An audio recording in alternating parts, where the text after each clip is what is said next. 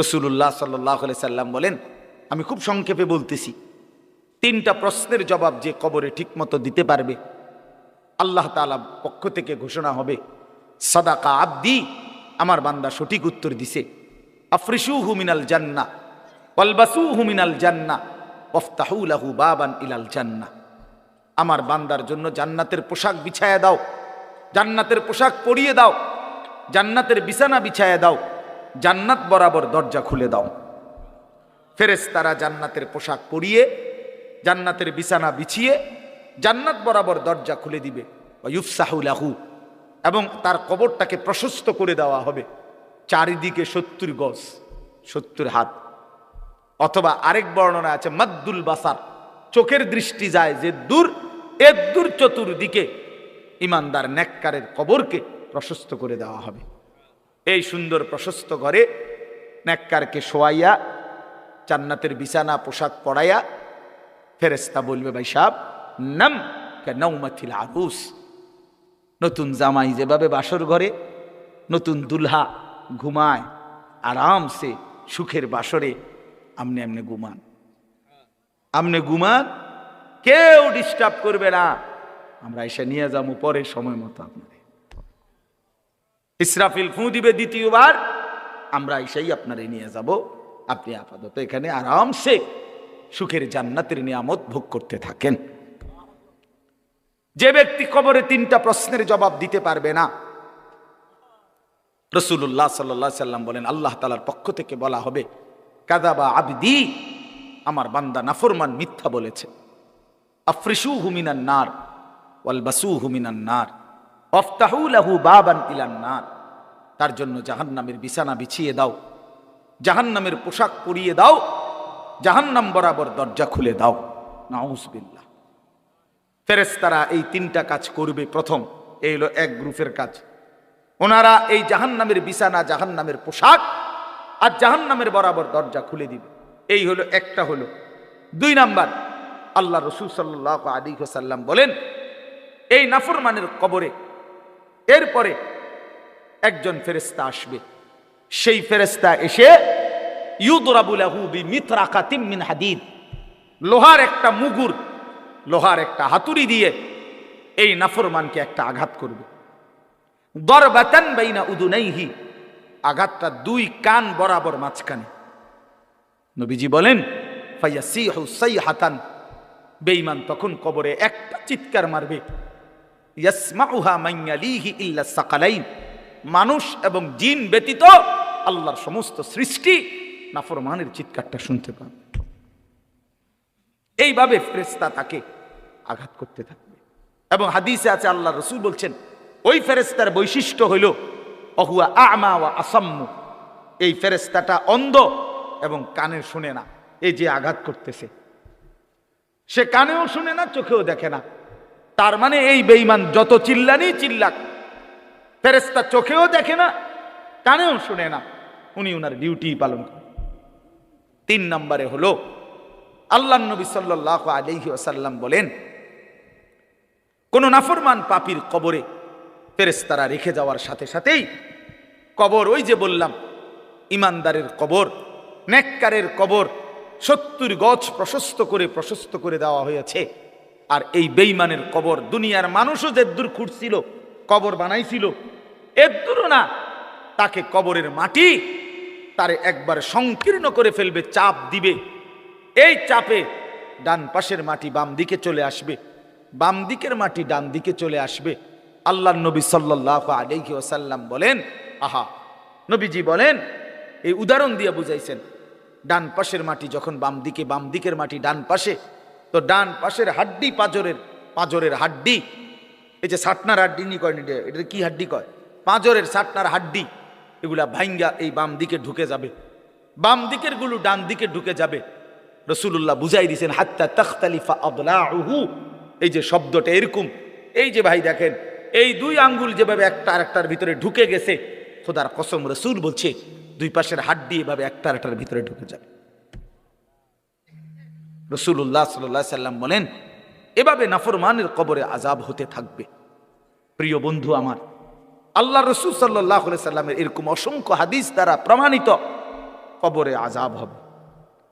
রাসূলুল্লাহ সাল্লাল্লাহু আলাইহি ওয়াসাল্লামের সাহাবী হযরত বারা ইবনে আযিব রাদিয়াল্লাহু তাআলা আনহু তিনি বর্ণনা করছেন, আমার কাছে একটা আরবি কিতাব আছে আত-তাযকিরা, ইমাম কুরতুবির কিতাব আখিরাত সম্পর্কিত, ওইখানে কিতাবের মধ্যে আছে হযরত বারা ইবনে আযিব বলেন, আমরা একদিন নবীজির সাথে এক সাহাবীর জানাজা পড়তে গেছিলাম।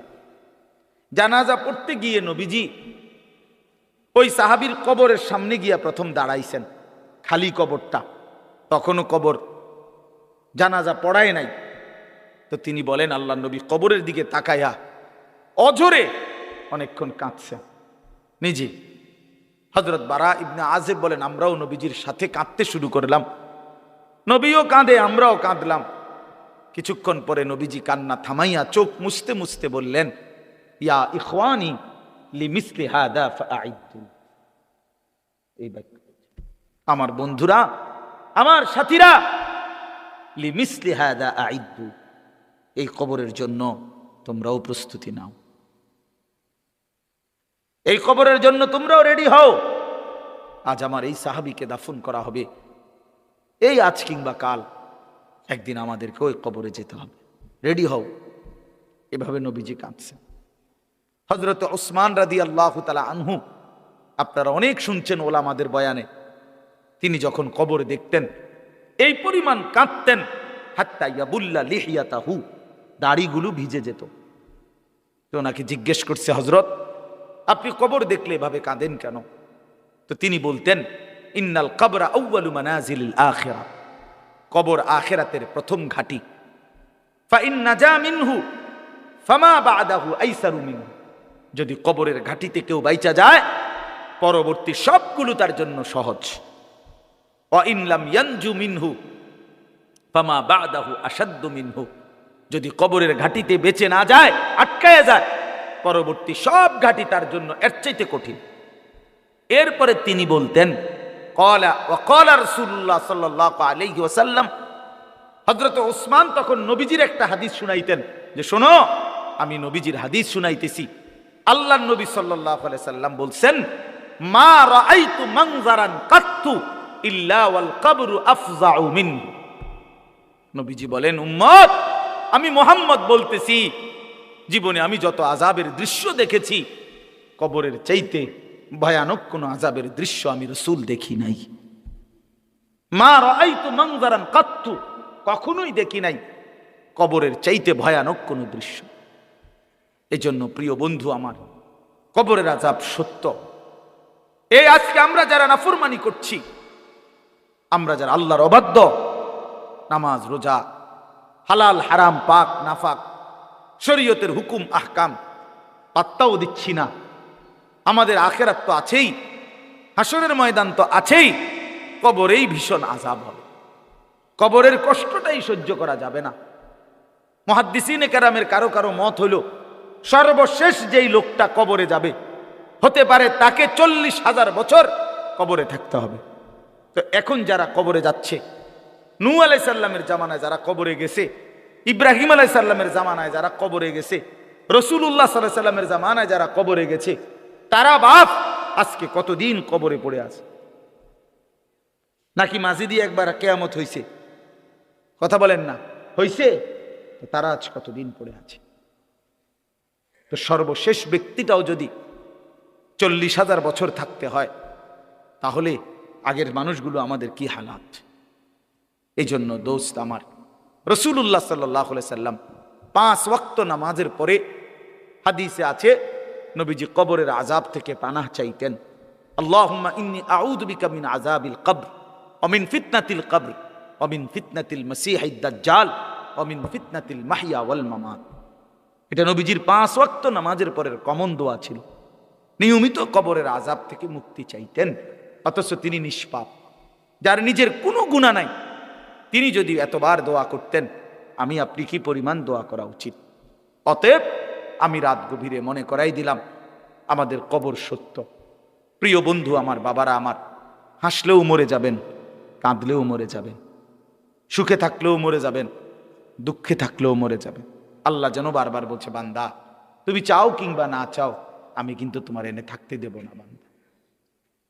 তুমি চাইলেও থাকতে দেব না, তুমি না চাইলেও থাকতে দেব না। আমি বান্দার রাখতাম না, এখানে এটা রাখতাম না, তোমারে মনে রাখতাম না, পৃথিবীটাকেও আমি জাগাত রাখতাম না।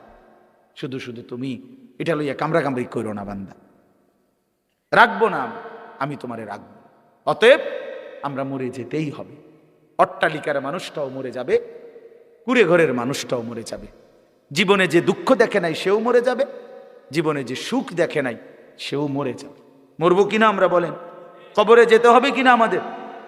অতএব আমাদের দায়িত্ব কবর, হাসর, মিজান, ফুলসেরাত, আখেরাত, জান্নাত, জাহান্নাম এগুলোকে ভয় করা, বিশ্বাস করা। আর এগুলোকে ভয় করা মানেই আল্লাহকে ভয় করা। এগুলোকে ভয় করা মানেই কাকে ভয় করা? এগুলো আমরা দেখছি কেউ না, এ না দেখেই ভয় করত। কবর, হাসর, মিজান, ফুলসেরাত, জান্নাত, জাহান্নাম, কবরের শান্তি, কবরের শাস্তি, এগুলো না দেখেই বিশ্বাস করা, এইটাই আল্লাহর ভয়, এটাই আল্লাহকে ভয়।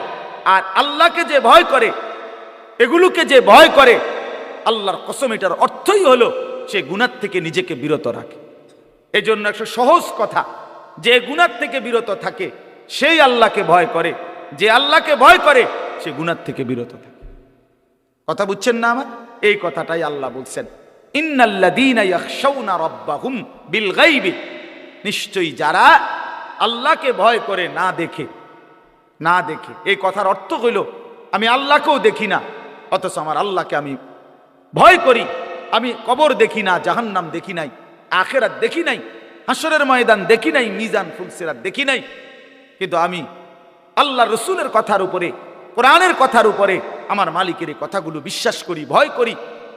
তো এই কথার উপরে যাদের জীবন, তার মানেই তারা গুনাহ থেকে বেঁচে থাকে। আল্লাহ তাআলা বলেন, আল্লাহকে ভয় করে না দেখেই আল্লাহর কথা, আল্লাহর আখিরাতের বিষয়গুলোকে তাফসিরে লিখছে, ইয়াখাফুনাল্লাহ ওয়া ইয়াখাফুনা আযাবাহু। তো আল্লাহর আযাবকে যারা ভয় করে, আল্লাহকে যারা ভয় করে, গুনাহ থেকে যারা বিরত থাকে, আল্লাহ বলেন আমি ওয়াদা দিলাম আমার সেই বান্দাদেরকে আমি দুইটা পুরস্কার দেব। এক, লাহুম মাগফিরাতুন, তাদের পেছনের জিন্দেগির সব গুনাহ মাফ করে দেব। দুই, ওয়া আজরুন কাবীর, সবচেয়ে বড় বিনিময় আমার জান্নাত দিয়ে দেব। এরপরে আল্লাহ বলেন, আমাদের সবাইকে বলছে, ছেলেরা তোমরাও শোনো, আমাদের সবাইকে আল্লাহ বলছে, বান্দা তোমার তিনটা অবস্থা। একটা হইল তুমি কিছু কথা জোরে বলো, কখনো আস্তে আস্তে বলো, আর কখনো অন্তরের মধ্যে জল্পনা কল্পনা করো। তুমি শুধু এদ্দুর মনে রাখো, বান্দা আমারে আড়াল করতে পারতাম, আমারে আড়াল করতে পারতাম। তুমি আস্তে বললেও আমি শুনি, তুমি জোরে বললেও আমি শুনি, তুমি অন্তরের ভিতরে লুকাইয়া রাখলো আমি তাও জানি, কাজে আমার থেকে তুমি বাঁচতে পারতে। তার মানে যুবককে তিনি বলতেন, তুমি প্রতারিত হইও না। সবাই 60 বছর বয়সী হয় না, 40 বছর হয় না। আল্লাহ তাআলা কোরআনুল কারীমের মধ্যে বলছে দুইটা কথা, অমিনকুম মান ইউতাওয়াফা মিন ক্বাবলু অমিনকুম মান ইউরাদ্দু ইলা আরযালিল উমর। আমি হায়াত দিতে দিতে কাউকে এই চলমান অবস্থাতেই মৃত্যু দিয়ে ফেলি, আর কাউকে বৃদ্ধ অবস্থা পর্যন্ত পৌঁছাই। এটা কোরআন শরীফের আয়াত। আল্লাহ বলছেন আমি কাউকে মৃত্যু দিয়ে দেই আগেই, আর কাউকে আমি আরযালুল উমর, বৃদ্ধ অবস্থা, নিষ্কর্ম অবস্থা পর্যন্ত পৌঁছাই।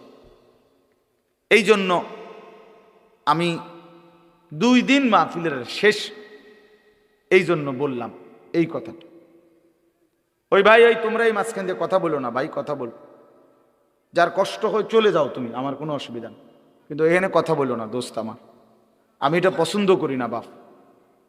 এর চাইতে কম শ্রোতা আমার কোনো অসুবিধা নেই। আমি এই ওই যে এতক্ষণ আমার এই মৌলানা মুফতি মহিউদ্দিন ভাই, আমার শায়েখ আরিফ বিল্লাহ আল্লামা মুফতি মুশতাকুন নবী কাসিমি হুজুরের মাদ্রাসার ওস্তাদ সুধন্যপুরে, এতক্ষণ উনার লোকই ওয়াজ করছি একজনে, এত করে এনে এন পর্যন্ত কোনো অসুবিধা নেই, শ্রোতাই একজন হইলে যথেষ্ট।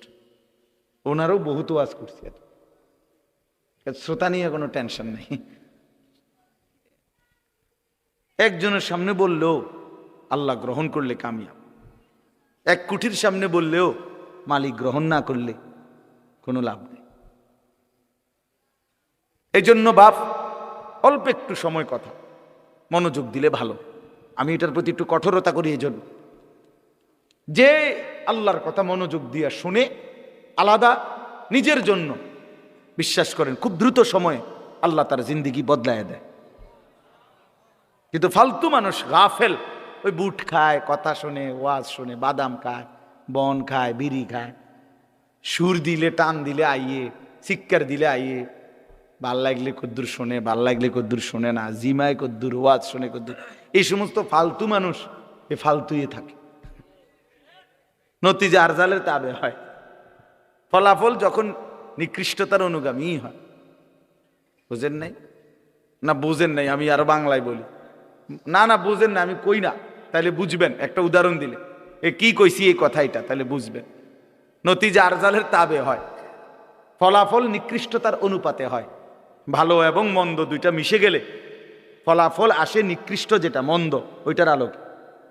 যেমন একটি পানির ট্যাঙ্কির মধ্যে 500 লিটার পানি থাকে, ধরেন আটে, ওই যে গাজী ট্যাঙ্কি 499 লিটার, এটার মধ্যে মোটর দিয়া পবিত্র পানি দিছে, মানে মোটরের পানি, ভালো পানি 499 লিটার। শুধু 1 লিটার পেশাব এটার সাথে দিছে, এই মিল্লা হয়েছে 500 লিটার। 499 লিটার হইল পবিত্র পানি, 1 লিটার হইল কি পেশাব। এখন 500 লিটার পানির হুকুম কি বলেন? সবাই বলেন, সবাই বলেন। হ্যাঁ, সব মুফতি সাহেব সবাই বুঝছেন এটা, ঠিক না? এটা একেবারে সহজ কিনা? তাহলে ফলাফল আসলে মানে এইটাই বুঝাইলাম, ভালো এবং মন্দ মিশে যাওয়ার পর ফলাফল আসছে কোনটার? যেটা মন্দ।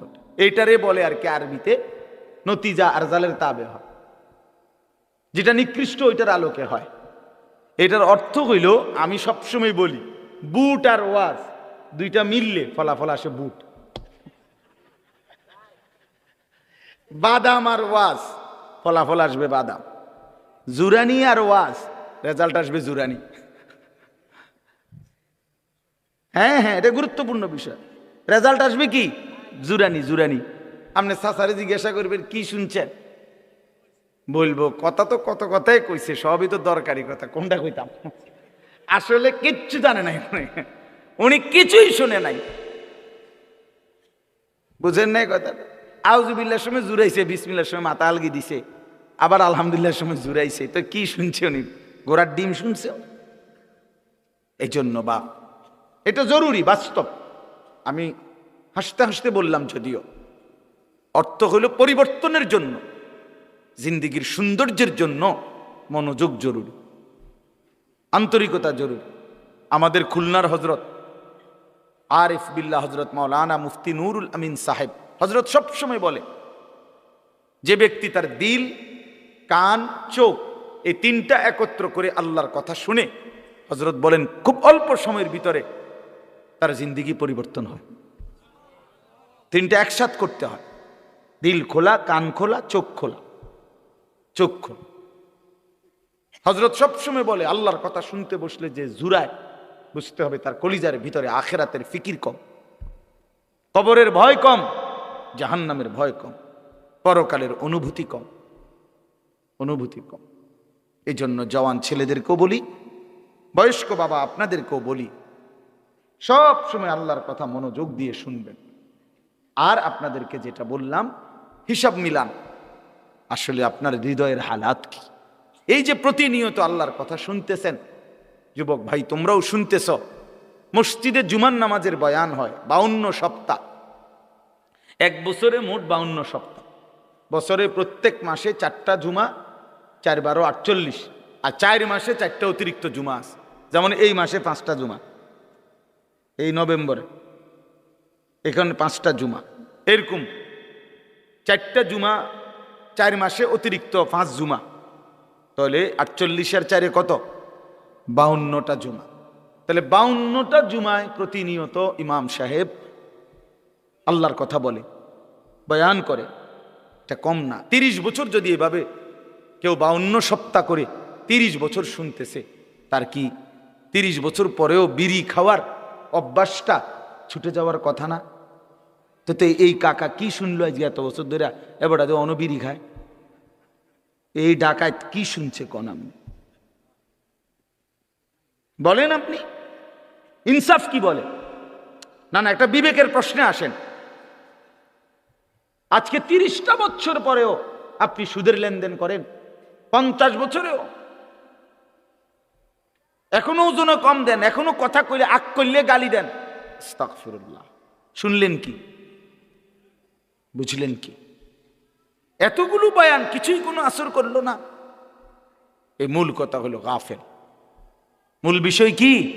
গাফিল। উলাইকা হুমুল গাফিলুন।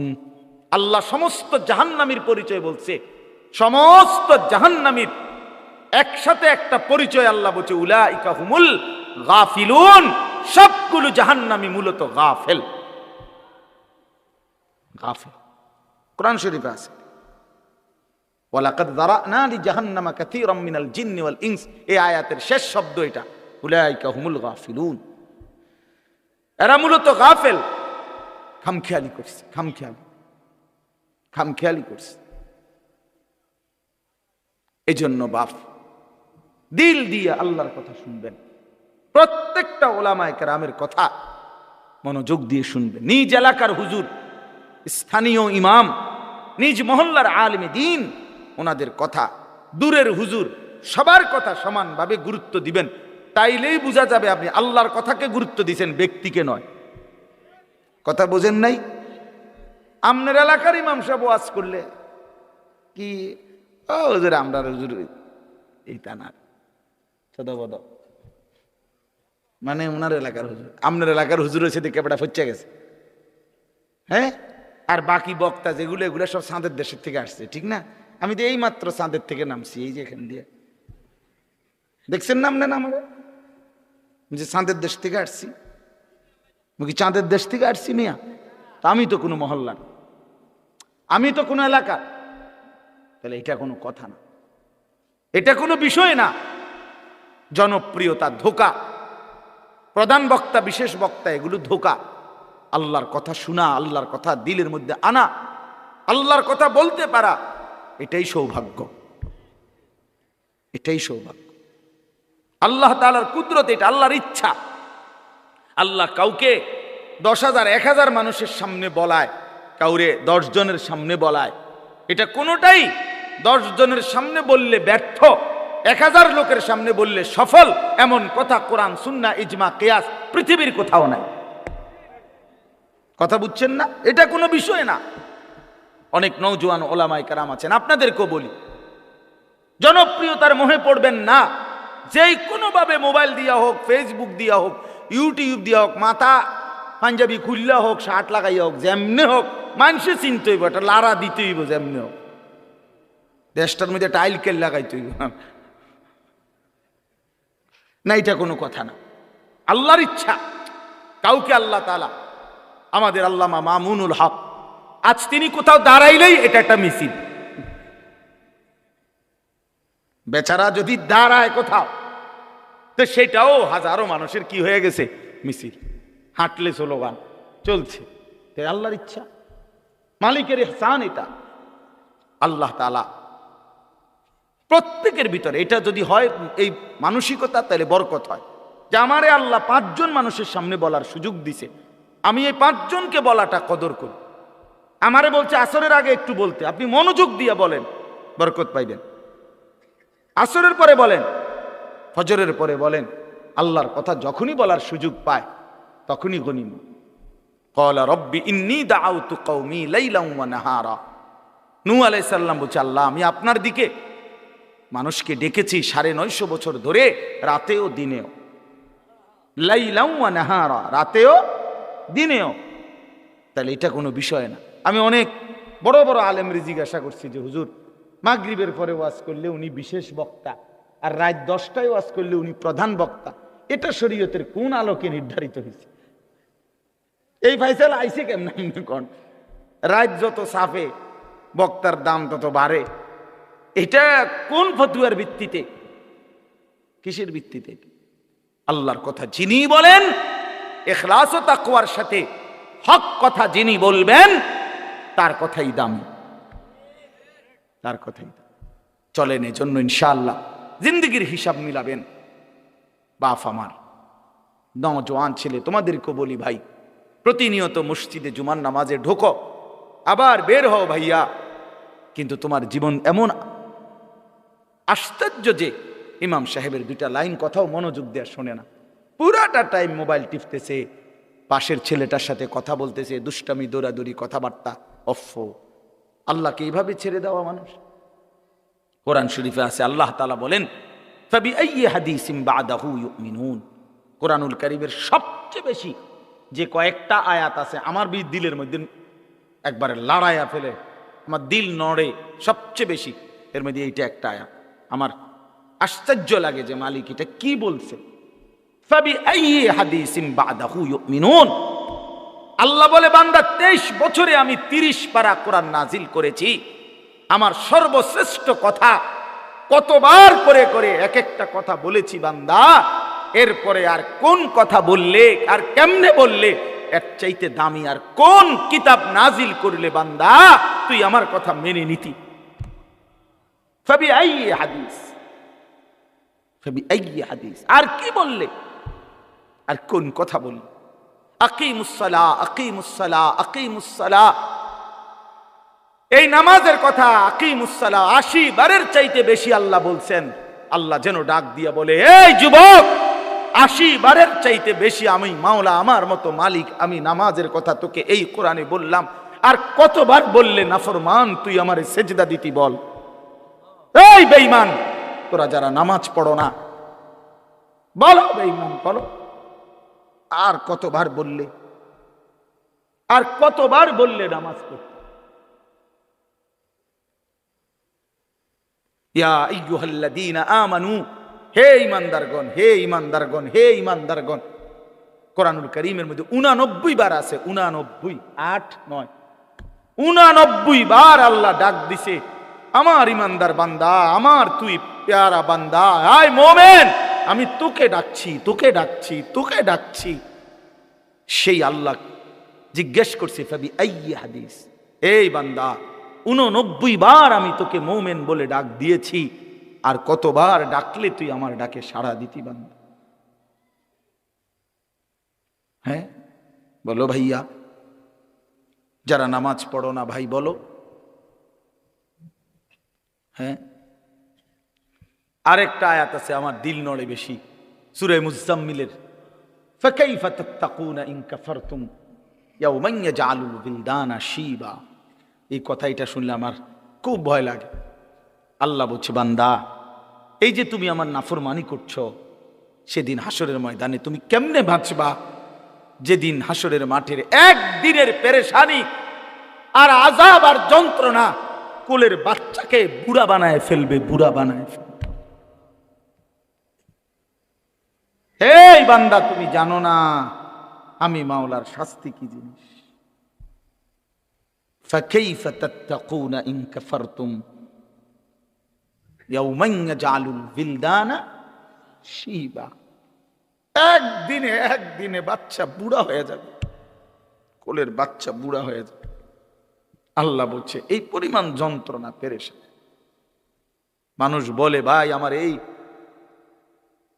3 মাসের যন্ত্রণায় কষ্টে আমার চুল সাদা হয়ে গেছে, মানুষ এরকম বলে না?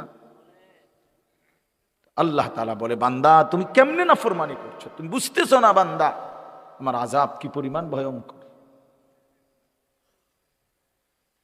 নব্বি ইবাদি আন্নী আনাল গফুরুর রহিম ওয়া আন্না আযাবি হুয়াল আযাবুল আলীম।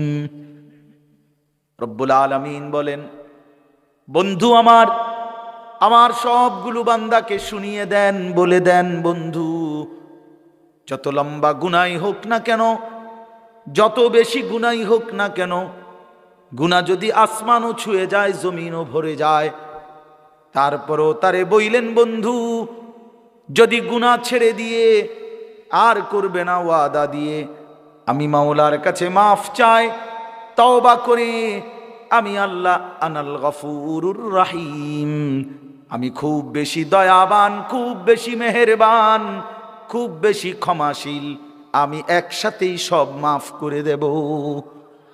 কিন্তু আল্লাহ বলেন, বন্ধু সাথে সাথে আমার বান্দাকে এটাও বলে দিয়েন ওয়া আন্না আযাবি হুয়াল আযাবুল আলীম। ওরে কিন্তু এইটাও বলে দিয়েন বান্দা, এত বড় সুযোগ দিলাম, মাফ করে দিবা বললাম, তবুও যারা নাফরমানি ছাড়লি না বান্দা, তোরাও শুনে রাখিস বান্দা, আমার আযাবও কিন্তু বড় বেশি ভয়ানক। আন্না আযাবি হুয়াল আযাবুল আলীম। শাস্তি বড় ভয়ানক আমার, পুরস্কার যেমন অনেক বড়, শাস্তিও অনেক বড়। এজন্য দোস্ত বন্ধু রাত গভীরে ফিকির করে, ওই যে কুয়াশার ফোঁটা পড়তেছে গায়ে, ভেবে দেখেন, জিন্দেগির হিসাব মিলায় দেখেন, আর কতদিন চুরি করবেন, আর কতদিন মিথ্যা বলবেন, আর কতদিন ডাকাতি করবেন, আর কতদিন কিস্তি নিবেন, আর কতদিন সুদ খাবেন, আর কতদিন মিথ্যা বলবেন, আর কতদিন ওজনে কম দিবেন, আর কতদিন কাস্টমারকে ঠকাবেন। আপনার ছেলেটা 365 দিনে, খোদার এক বছরে কোনো দিন ফজরের নামাজ পড়ে না, এই জানোয়ার আর কতদিন নামাজ ছাড়া থাকবে? এ তো মানুষের বাচ্চা না, এ তো হাইওয়ান, এ তো চতুষ্পদ জন্তু, এ তো শয়তান। যার কপালে সেজদা নাই তাকে শয়তান বলে। ইবলিস সেজদা দেয় নাই, এজন্যই আল্লাহ বলছে তুই শয়তান। ইবলিস সেজদা দেয় নাই, এজন্য বলছে ফাইন্নাকা রাজিম, তুই আজকের থেকে অভিশপ্ত। ইবলিস সেজদা দেয় না, এজন্য বলছে ওয়া ইন্না আলাইকাল লা'নাতা ইলা ইয়াউমিদ্দিন, বেঈমান সেজদা দিলি না, আজকের থেকে কিয়ামত দিবস পর্যন্ত তোর উপরে আমি আল্লাহর লানত। এই বেনামাজি ছেলে মনে রাখো, তোর উপরে আল্লাহর লানত, আল্লাহর লানত, আল্লাহর লানত, আল্লাহর লানত। মালিকের অভিশাপ নিয়ে সুখে থাকা যায় না, আল্লাহর লানত নিয়ে সুখে থাকা যায়, সুখ মিলে না। এজন্য হিসাব করেন, 60 বছর বয়স, বিড়ি সিগারেট ছাড়বেন না, চা দোকানের আড্ডা বন্ধ করবেন না। আজকে 30 বছর ধরে আপনার ঘরে রঙিন টেলিভিশন চলে, প্রতিদিন নাচ গান নাটক সিনেমা, ছেলে মেয়ে নাতি নাতনি বউ বাচ্চা সবাই দেখতেছে, এটা আর কোনোদিন বন্ধ হবে না? তাইলে আর কোনোদিন বন্ধ হবে না? যার বিবি আজকে 20 বছর বেপর্দা, এই মহিলা তাইলে আর কোনোদিন পর্দা করবে না? বলো বাবা, তোমরা যারা সারা রাত মোবাইলে নাচ গান ছবি দেখো, তুমি আর কোনোদিন ফিরবা না ভাইয়া? তুমি কি এই গুনাহ আর কোনোদিন ছাড়বা না? তাইলে আর কত নারী দেখলে তোমার তৃপ্তি হবে? আর কত ছবি দেখলে তোমার তৃপ্তি হবে? আর কোন দিন ফিরবার সময় হবে? এই রাত গভীরে শেষ হিসাব করে। আলাম ইয়ানি লিল্লাযীনা আমানু আন তাখশা কুলুবুহুম লিযিকরিল্লাহ। আল্লাহ বলে, মুমিন ইমানদার বান্দা আমার, আমি আল্লাহর স্মরণে, আমার বন্দিগি আর আমার জিকিরের জন্যে তোমার দিলটা নরম হওয়ার সময় আজও কি হয়নি বান্দা? আলাম ইয়ানি, বলেন বাবা, বলেন ছেলেরা, বলো বন্ধু, বলো, আর কোন দিন সময় হবে? আর কোন দিন ফিরবা? কোন দিন? বয়স্ক বাবা, আপনি ফিরবেন কোন দিন? আমি ফিরবো কোন দিন?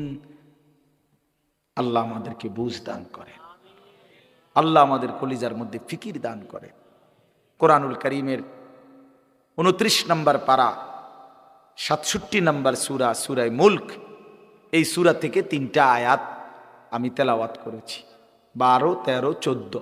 আর অল্প একটু সময়, এখান থেকে একটু কথা বলি তাইলেই শেষ। 1 নম্বর কথা হলো সূরায়ে মুলক, সূরাটার নাম। কোরআনুল কারীমের অত্যন্ত ফজিলতপূর্ণ একটি সূরা। রাসূলুল্লাহ সাল্লাল্লাহু আলাইহি ওয়াসাল্লাম বলেছেন, হিয়াল মানিআতু হিয়াল মুনজিয়াতু তুনজিহি মিন আযাবিল কবর। রাসূলুল্লাহ, একটু মনোযোগ দিয়ে শুনেন, দেরি করব না আমি।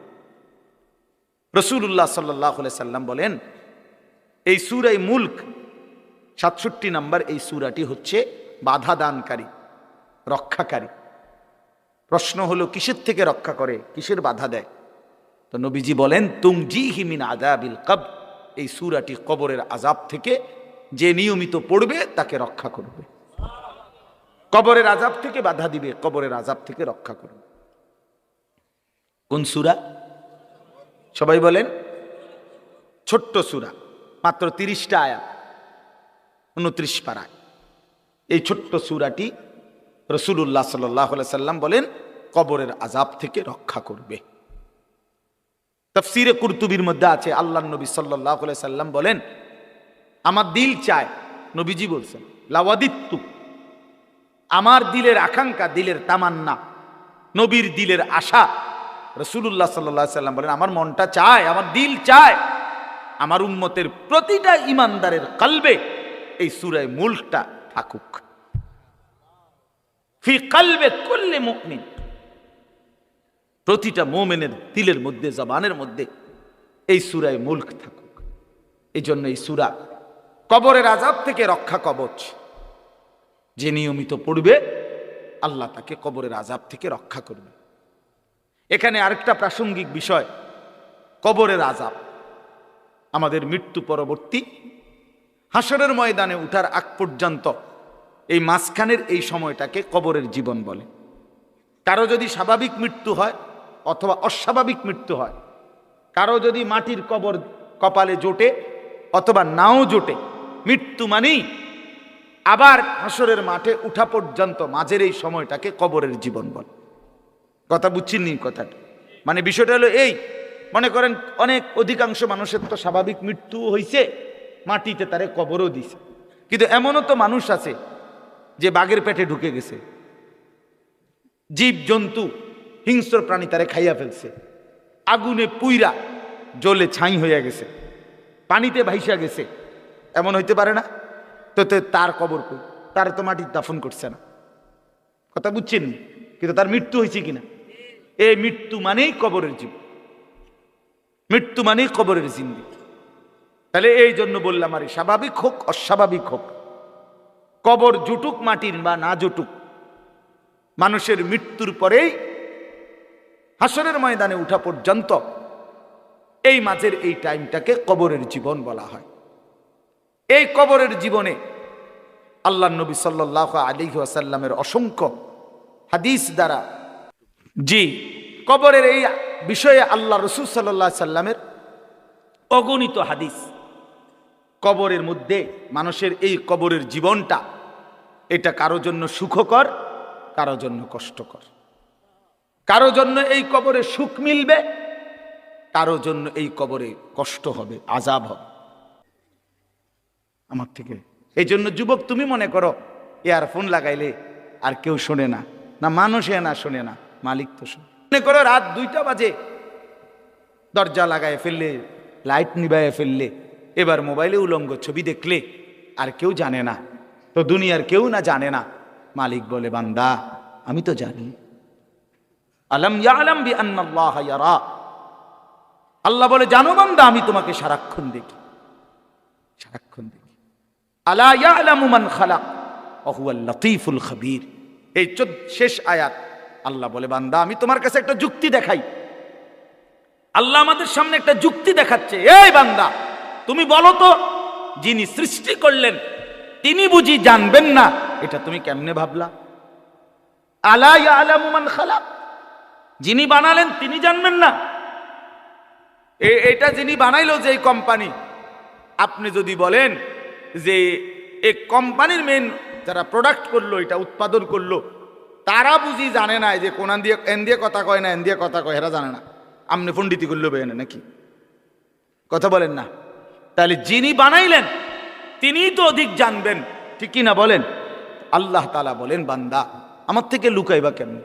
আমি তো তোমাকে বানিয়েছি, আমি তো তোমাকে সৃষ্টি করেছি।